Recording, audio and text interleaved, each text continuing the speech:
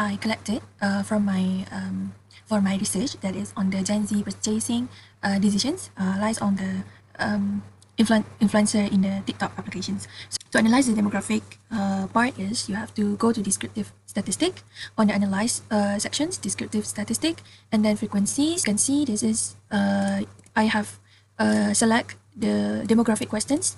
Okay. So as for the statistic, you have to click on mean, median, mode, sum, and then for the dispersion, you have to click on minimum and maximum. Okay. So continue. And as for chart, I will use the pie charts and frequencies. Continue. Format, ascendings, okay, nothing to be changed, and this also nothing to be changed, and this also. And then you can just click on OK. Okay, so it will go into the output windows. Okay. So this is RP1, the age, the gender. So we will only see on the frequency and the percent part. So we want to know on how good our questionnaire is and how reliability and stable our questionnaire to the things that we search on. So how do we do it? Okay, we take on the analyze, and then on scale we choose the reliability analysis. Okay. Okay, this one I already select all of my questions. So make sure it is on alpha because we are doing Chromback alpha.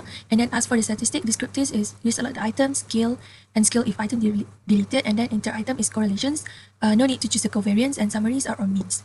Other than that, remain as the reliability statistics. So showing to know that if your question is reliable enough, the KMO, we have to get it like 0.8 something, and also for the valid it have to be like 000. Let's do our own first.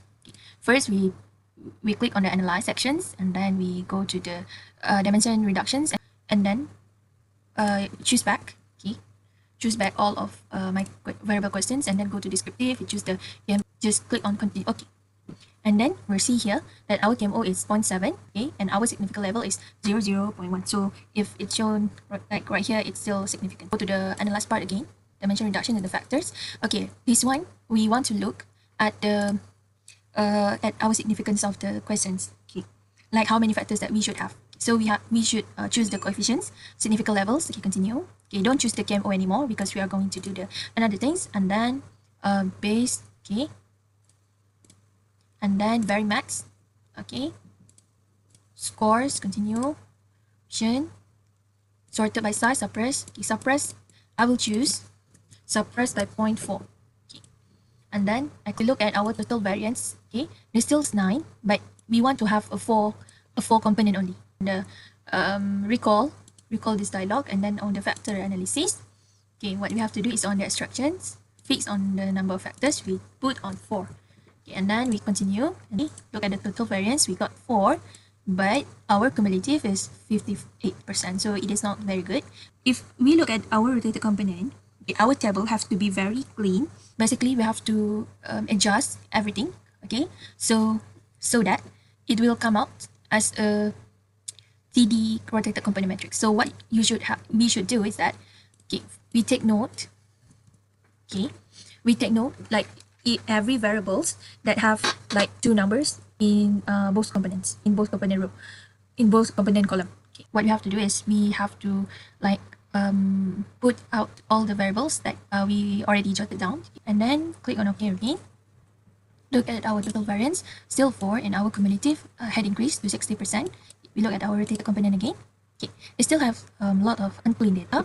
So what we need to do, we just like jot down all of them like in one time. So here also we have to look like if the variables are talking about IC, and then suddenly SP pop out, and then IC again, so we have to delete the SP, and then also the upcoming IC here again, and then just delete the things that we just jotted down earlier, and then just click on OK again. We look at our total variance, we look at it's still on 4 components. Okay, and then our cumulative also increased by 68. Okay, we look at our rotated still have some unclean data. We call it back to analysis, and then just click on OK again.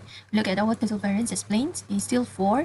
Okay, and then it significantly increased to 70%. Okay, it's good enough.